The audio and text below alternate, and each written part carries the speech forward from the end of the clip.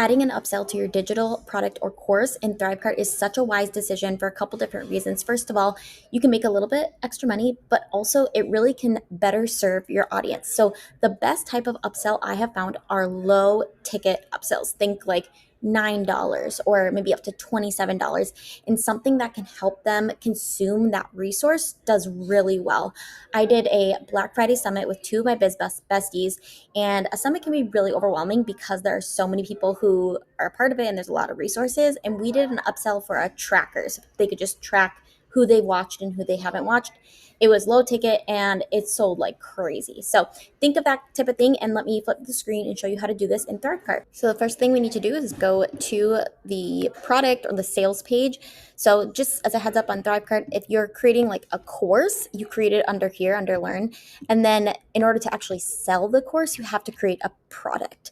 So I'm just going to show you how I did this in my course Beyond the Template, which is how to DIY a Squarespace website in a weekend.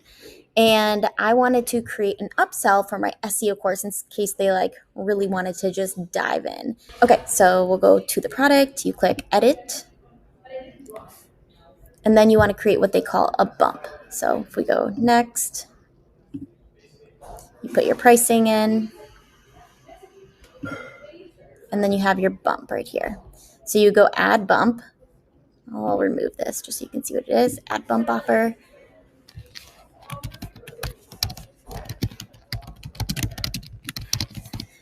And then you can do whatever you price it at.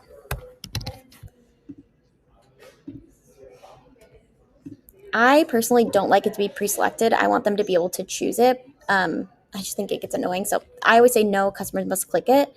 I always show the bump. You can do that if you want, hide or show.